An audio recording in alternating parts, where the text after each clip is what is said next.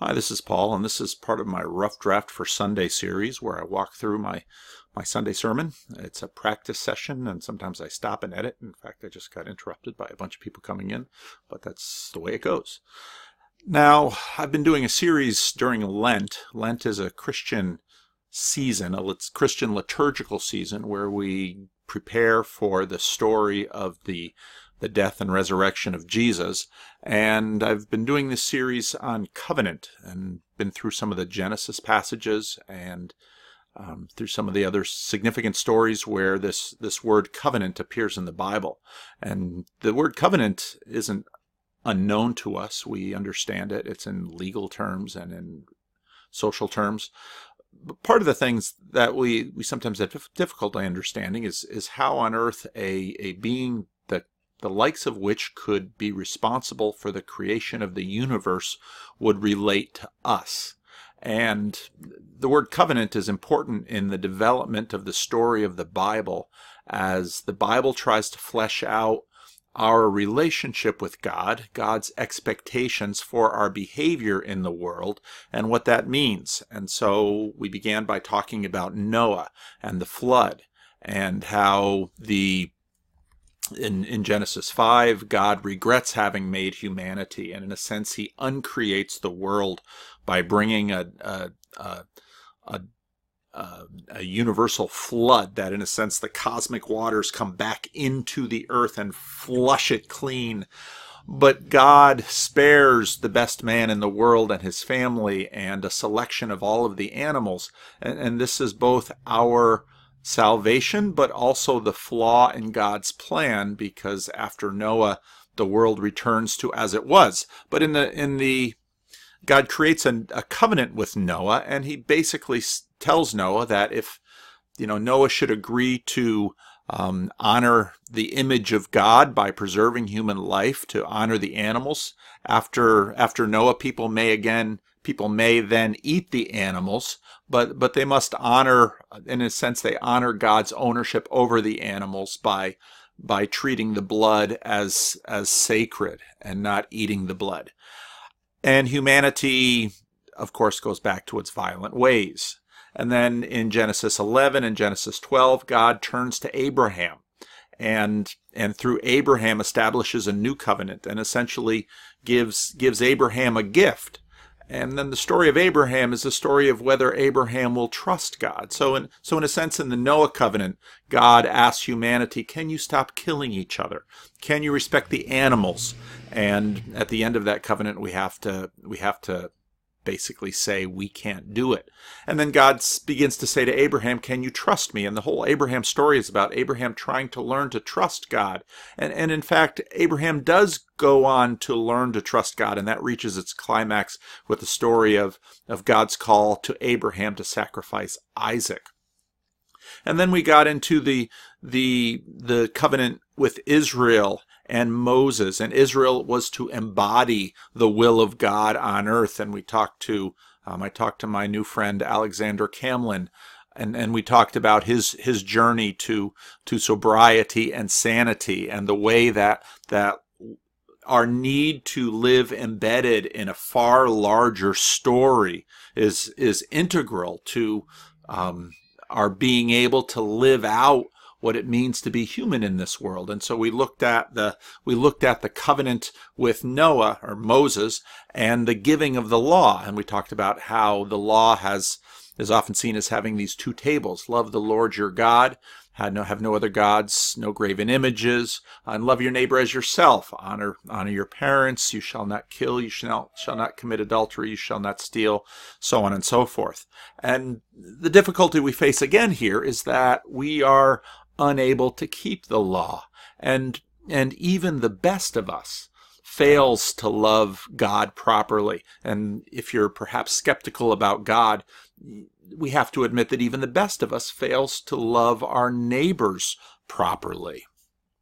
And so what we find, however, in the Mosaic law is this accommodation. God gives a law that is different enough, and we see this especially in the segment of the law where it's love the Lord your God, where it's distinct enough so that we understand the direction of moving from heaven to earth, but it's common enough so that it can be intelligible.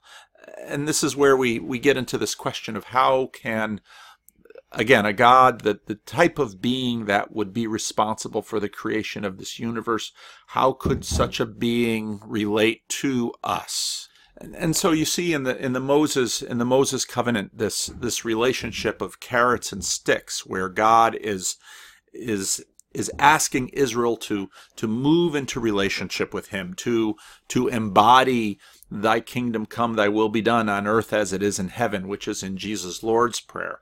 And Israel starts in this journey, and the start is bad right from the start. Moses doesn't even get down the mountain with the tablets, and they've already set up a golden calf. And Aaron, Moses' brother, the one who'll be high priest, is the one who does this. And then you get into the story of Israel, and Israel is just seems to be a catastrophe right from the start.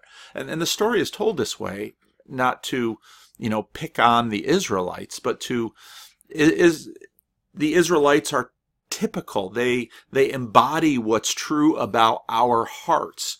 And just as in the Noah story, even the best of us, or in the Abraham story, even the best of us struggle to obey God and to trust God, even within the kinds of ways that we ourselves assume we should obey and trust God.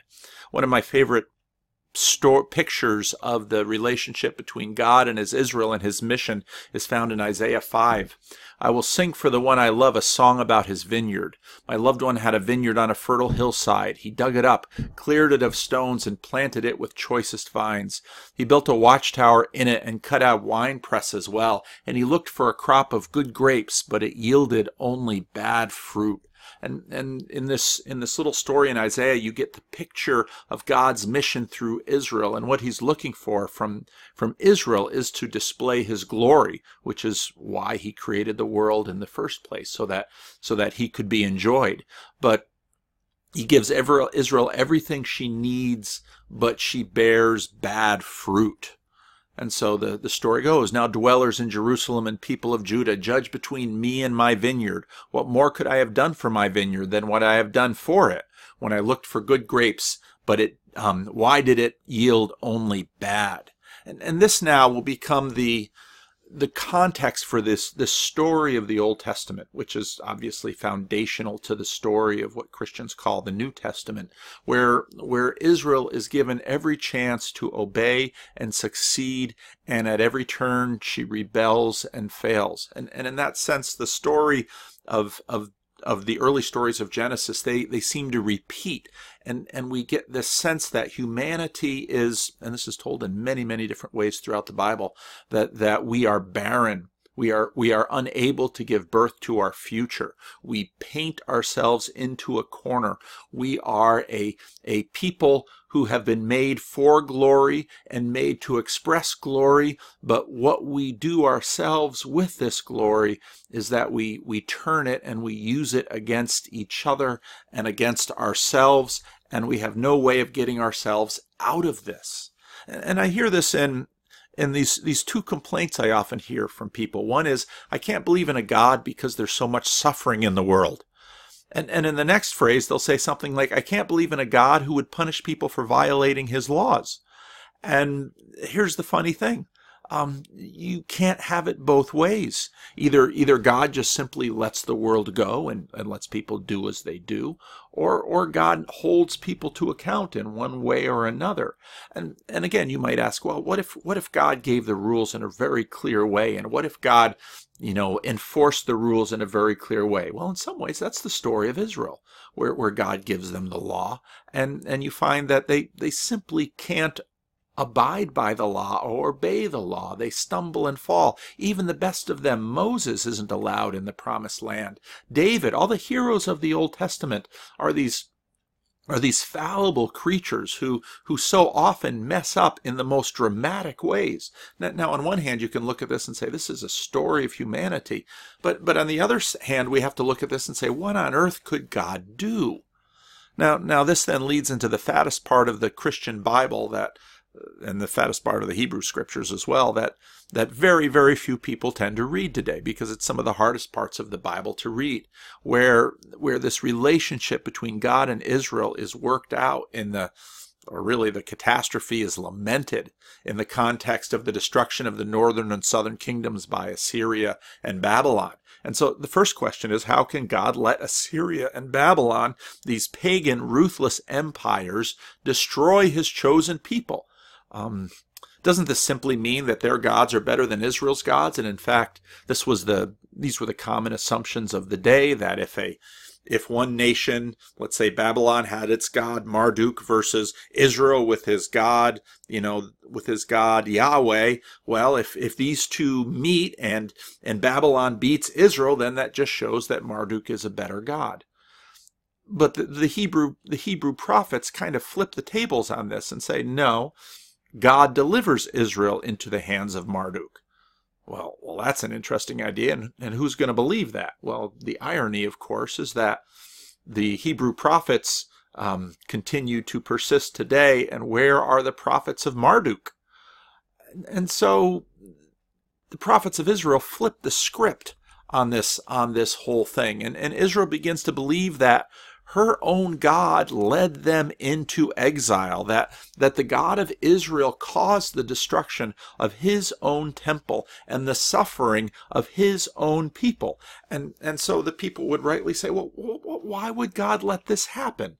And how could God have allowed this to happen? And that leads to the second article about this, that this God cares more about covenant fulfillment than ritual fulfillment. And in fact, you'll find this phrase repeated a number of times in the Old Testament prophets, that obedience is greater than sacrifice. And this actually becomes, the second distinctive of Israelite prophecy versus, say, the rest of ancient Near East prophecy. The ancient Near East prophets tended to decry the lapses in ritual fulfillment that they offered to the gods, whereas the Israelite prophets lamented the lapses in covenant fulfillment. And what that meant was that it was the moral and ethical failures of the people to keep the law. It was their treatment of their neighbor, and their treatment of the stranger, and their treatment of their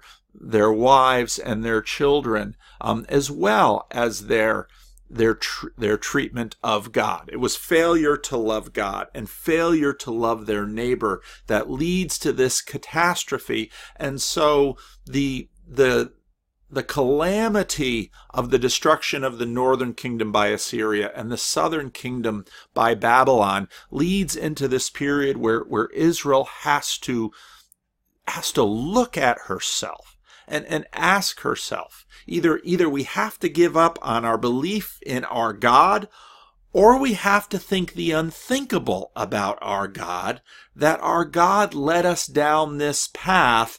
And why on earth would our God lead us down this path? Now this idea isn't alien to most of us. And as a parent of 5 children, I recognized in all of my children the moment that happened when the child was 1.5 or 2, when you say no to your child, and there's like a moment when your child begins to realize what no means. And that you as the parent are looking down at this child, you with all of this power, almost this divine figure, before your child, and mom and dad would say no to me. And, I can remember just the look on my children's face of just absolute horror, fear, and betrayal that I would say no. And what would that mean for their little lives? But at the same time, I'm going to switch some slides here, actually, I think. This is part of the fun of what I've discovered doing these little videos in anticipation of my sermon, that I get a chance to edit things. I used to kind of write this out, but now I talk it out in the context of a video, and I'm finding some good things about that. So, what happens when calamity strikes, we usually go in one of two ways. And the first way is, it isn't my fault, that I'm the victim. And so then we surmise that God is evil. And that's that seems like a nice way to go, because I preserve my ego and I preserve my self-righteousness and I preserve myself at the center of the universe. But if you give that idea a little bit more thought, you begin to see what's problematic about it. So, okay, so God is evil. Well, where does that leave you? Are you really going to march up to heaven and unseat him from his throne? Are you really capable of that? You see, if someone more powerful than you does wrong to you, what will you do? To whom will you appeal? Well, you appeal to the person on top of that. But the definition of God is that God is on top of all hierarchies, and God is on top of all ladders. And so if God himself is evil, well, you've got a bigger problem than the wrongs that have been done to you. And I think so in a sense, the Israelite prophets, the Hebrew prophets, worked this out. And so then you come to the second position, which is, did I do something wrong? And in a sense, what the prophets say is that, yes, Israel, you did do something wrong. God gave you this covenant, and God gave you tremendous promises, and what he asked from you was obedience, and you utterly failed. And you not only utterly failed once, you utterly failed repeatedly, and you did so to such a degree that God decided to destroy you. Now that does sound like horrible bad news, and you certainly can blame God, but it's not going to get you very far. Because the truth is, if you're the one that's actually responsible in some way for your calamity, then perhaps you can do something about your calamity. And that's actually a very optimistic and positive thing to think about. And so maybe we can do something to help. And so the Hebrew prophets work through these questions, and they argue about them, and they lament, and God is angry, and God is angry about this, and God is angry about that. And in exhausting detail, the prophets go through this. And you can see with the Hebrew prophets, they're working out all of these ideas throughout these long books. And part of this is part of the reason why so many of us today don't even bother with them. We don't understand them. But when calamity strikes, if we begin to ask the question, in what ways did I contribute to this calamity? There's actually a remnant of hope in there. But in this, we also begin to see God's dilemma. The Brer Rabbit's stories that actually do originate in Africa. One of the most famous ones is Brer Fox, who's always trying to trap Brer Rabbit, makes a tar baby, and every time Brer Rabbit tries to, he gets angry with the tar baby and it hits, and every time he tries to, detach himself from the tar baby, he just gets more and more stuck, kind of like a fly in fly paper, or a mouse in a glue trap. And the difficulty is this seems to be God's dilemma with us, that every time God gets involved with us, calamity strikes. We have so much drama that, and I'm sure some of you have friends like this. You hardly want to call them, or they might even be family members.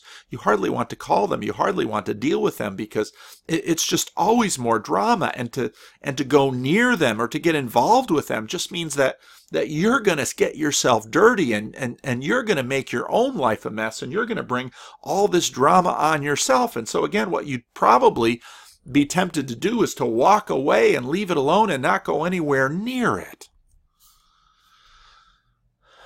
And then Jeremiah 31 happens, and God changes his tune. This is what the Lord says. A voice is heard in Ramah, weeping and great mourning and great weeping. Rachel weeping for her children. Rachel is, of course, one of the matriarchs of Israel. Rachel weeping for her children and refusing to be comforted because they are no more. And this actually gets quoted in the Gospel of Matthew and becomes an important part of the Christmas story. But Israelites at this time would hear this and completely understand the cry of the matriarch as she sees her children being corralled into captivity and led off to Babylon to their exile and their death and to their misery. This is what the Lord says: restrain your voice from weeping and your eyes from tears, for your work will be rewarded. My work? What work is that?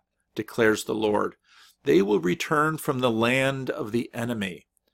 So there is hope for your descendants, declares the Lord. Your children will return to the land. Now what this does is implicitly change the suffering that they are about to do, and he calls it work. Right here we begin to see the beginnings of redemptive suffering, that what seems to be pointless to Israel, the destruction of her land, the destruction of her temple, the destruction of her culture, the destruction of her people, these invasions were horribly violent, rape, murder, theft, everything.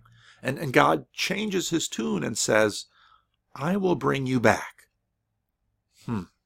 Will we believe him? Well, we're kind of back there with Abraham's dilemma. I have surely heard Ephraim's moaning. You disciplined me like an unruly calf, and I have been disciplined. Restore me, and I will return, because you are the Lord my God. After I strayed, I repented. After I came to understand, I beat my breast. I was ashamed and humiliated because I bore the disgrace of my youth. In other words, this gets personified as Israel having been disciplined and learned. And the discipline was costly.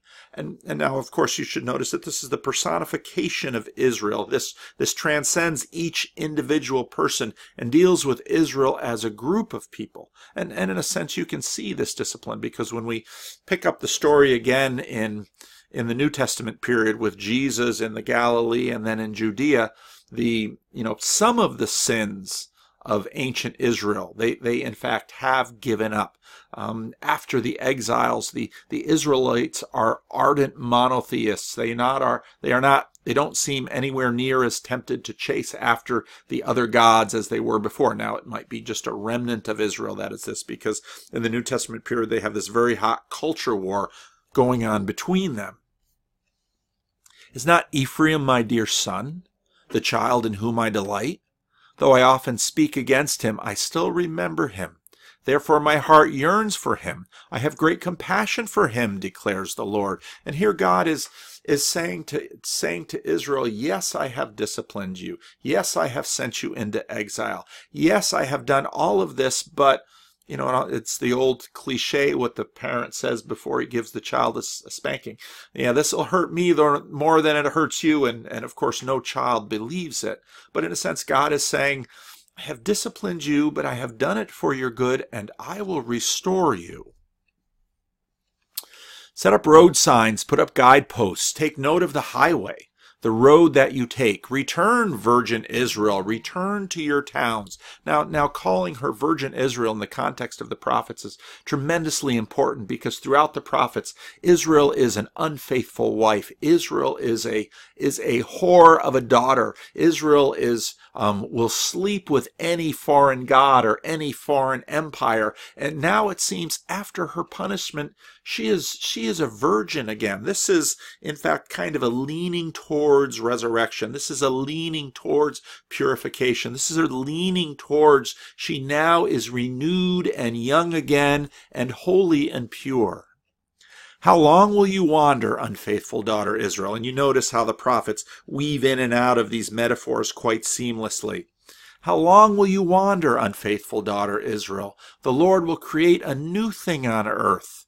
The woman will return to the man. And so, these fathers and daughters and husbands and wives, the prophets love to mix these metaphors together. This is what the Lord Almighty, the God of Israel, says. When I bring them back from captivity, the people in the land of Judah and its towns will once again use these words. The Lord bless you, you prosperous city, you sacred mountain. In other words, it won't be, woe is me, our destruction, and our destruction has come and all we do is live in ruins and scrape by life. No, we'll bless each other because prosperity will be everywhere. People will live together in Judah and all of its towns, farmers and those who move about with their flocks. I will refresh the weary and satisfy the faint. The days are coming, declares the Lord, when I will plant the kingdoms of Israel and Judah with the offspring of peoples and animals. You almost have a Noah type image here of, the flood has taken, but now I will replant with this remnant. Just as I watched over them to uproot and tear down and to overthrow, destroy, and bring disaster, so I will watch over them to build and to plant, declares the Lord. In those days the people will no longer say, the parents have eaten sour grapes and the children's teeth are set on edge. In the prophet Ezekiel, this is the same proverb is spoken, and the proverb essentially means that God punishes the children for the sins of the parents. And here God says, I'm not going to do that anymore. Instead, everyone will die for their own sin. Whoever eats sour grapes, their own teeth will be set on edge. In other words, God is saying, I will not hold the entire nation accountable. I will not hold past generations accountable. If you do wrong, I will punish the one who does wrong, and not everyone else will suffer because of the few who do wrong. Again, this is a picture of restoration and shalom and fullness and life as it's supposed to be. Not fully, but again, this is the accommodation and contextualization that we see so often in the Bible. The days are coming, declares the Lord, when I will make a new covenant with the people of Israel and the people of Judah. It will not be like the covenant I made with their ancestors when I took them by the hand to lead them out of Egypt, Moses' covenant, because they broke my covenant. Though I was a husband to them, declares the Lord. And again, you have the masculine and the feminine, and God saying, I was your husband. And again, within that cultural frame, that means that I provided for you, I sacrificed for you. What the good husband does, as is talked about in Ephesians 5, is he lays down his life for his wife and his children. This is the image of what a good man should do. This is the covenant I will make with the people of Israel after that time, declares the Lord. I will put my law in their minds and write it on their hearts. I will be their God, and they will be my people. No longer will they teach their neighbors or say to one another, know the Lord, because they will all know me. From the least to the greatest, declares the Lord, I will forgive their wickedness, and I will remember their sins no more. This is one of the most beautiful passages in the Old Testament where God and his glory and his goodness are so completely present to the people, and our sins are behind us, and now we can live on earth as God intended us to live. Now the people come back from the exile, and it doesn't work out as they imagined. When the builders laid the foundation of the temple of the Lord, the priests in their vestments and the trumpets and the Levites, the sons of Asaph, with cymbals, they took their places to praise the Lord as described by David, king of Israel. With the praise and thanksgiving they sang to the Lord, and they thought, now the kingdom is coming. He is good. His love towards Israel endures forever. They're excited. They're waiting for these prophecies to be fulfilled.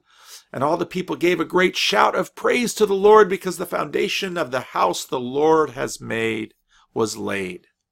But many of the older priests and Levites and family heads who had seen the former temple wept aloud when they saw the foundations of this temple being laid, while many others shouted for joy. No one could distinguish the sound of the shouts of joy from the sound of weeping, because the people made so much noise and the sound was heard far away. And I think that's just that's an image of our lives, that the sound of weeping and the sound of joy are intermingled, and we can't distinguish it.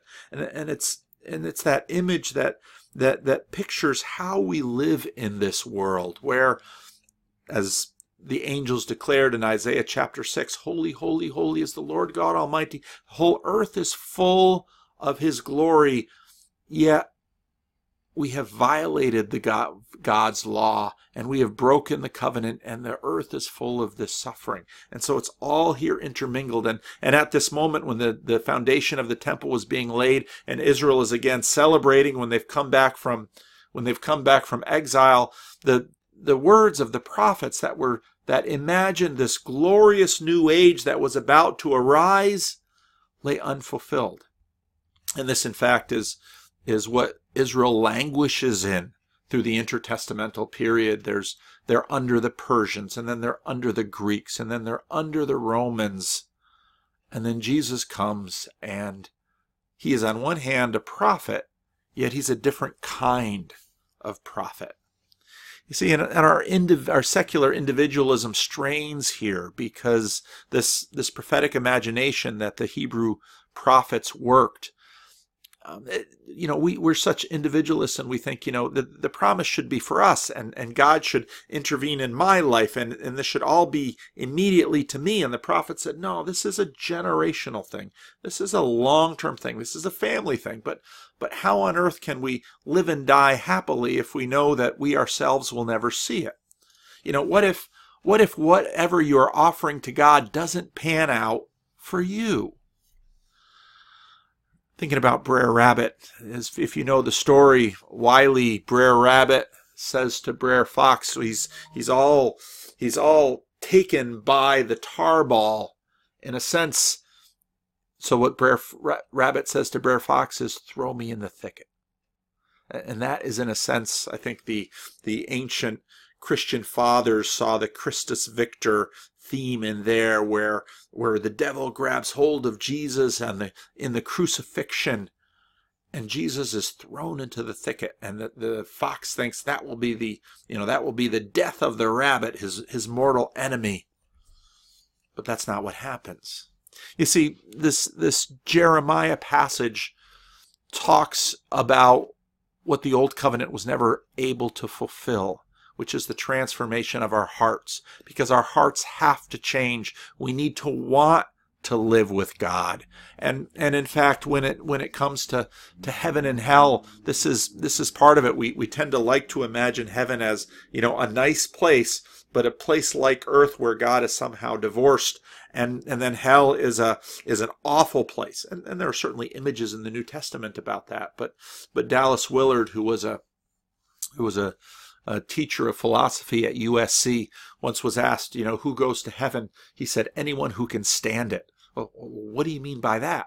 Well, the presence of the Lord will be everywhere. And so if in fact you want him, that is where you go. And if you don't want him, heaven itself would actually be like hell. And so here in this story, this eucatastrophe of the cross, we see this deliverance. But how can we be delivered from our sin? How can we be delivered not just from, stopping to do these external acts, but have our hearts be the kind of hearts that the prophet Jeremiah describes, this new covenant that Jeremiah imagines. And the way we see this is by seeing the love of our God, Brer Rabbit and the tar baby thrown into the thicket, and imagining that Brer Rabbit doesn't do this just as a trick to get away from Brer Fox, but Jesus does this as a way to show his love for us. And when we begin to see that, something in our hearts changes. And we know this because when someone gives us a gift, just today someone has offered me a gift, and it's a wonderful gift, and I'm not going to say what it is now. And if it comes to pass early in April, some of you who watch my Jordan Peterson videos will know. What does this lead in my heart? This gratitude comes out of my heart for this gift that someone has given me, and this is in fact the heart change that we look to. If you watch any of Tim Keller's sermons, one of the things that you notice is that his sermons are all the same, and every one of his sermons concludes with the idea of trying to have his audience see the gift that Jesus gives on the cross, because if we can understand the riches of his grace, then suddenly we can begin to want to do good, to begin to want to fulfill the law, to begin to want to obey God. And it will have to be radically and undeniably for us, because we are so self-centered. But it will also have to smite us with a strange kind of beauty, and it's right there that we begin to see the strangeness of why we call it Good Friday. Because what is good about this this awful execution of an innocent man. You can only call it good if you see that it's good for me. It's my well-being at his expense. And so then when you see that, how will you live? Because true obedience must be free, not out of compulsion, not out of fear. And we must want to be like him for our own reasons. And I think about the Les Miserables and Jean Valjean, where Jean Valjean is taken into the Monseigneur's house, and you'd think that taking him in would be enough for Jean Valjean not to rob from him, but it isn't. This is how we are. And so Jean Valjean robs some of the tableware because it's silver, and then the police catch him and they bring them back to the Monseigneur. And the Monseigneur, and this is beautifully illustrated, and not the most recent movie, but the movie before, where he brings it in, and the Monseigneur says, Jean Valjean, you forgot the candlesticks. I'm terribly angry with you. Why did you forget the candlesticks? And then when he gives him the candlesticks, he says, with these I have bought your soul. And so then the story of Les Miserables is the story of Jean Valjean, who now is a different man. He's a different person than this victim who stole bread and was just scrapping to survive, whose thefts we might judge as understandable, although ungrateful. Now he becomes the kind of person who will lay down his life for people who he is not indebted to at all, people who perhaps are not even deserving in human standards. But that is the gospel, where God, out of his wealth, under no obligation of his own, comes down and suffers on our behalf. And when we see this, we are changed. And Jeremiah's vision of this new covenant, not a covenant of carrots and sticks, not a covenant of do this and you'll get that, not a covenant of fear where I've got to be good, otherwise God is going to get me, not a covenant of those things, but a covenant where we see and understand what God has done for us, and we turn and do it for him. And in fact, we see this kind of covenant throughout the world. Every good child feels the gratitude of what his good parents sacrificially have given him. And so if you see this, then you have the question, how will you live your life? Will you be kind to the person who has been unkind to you? Will you be generous to the person who has been stingy towards you?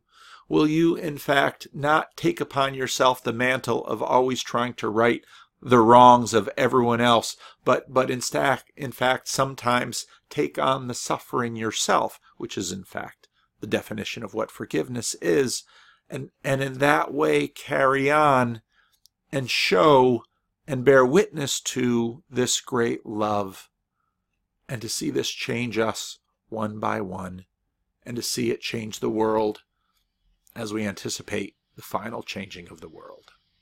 That is the covenant of the book of Jeremiah, chapter 31.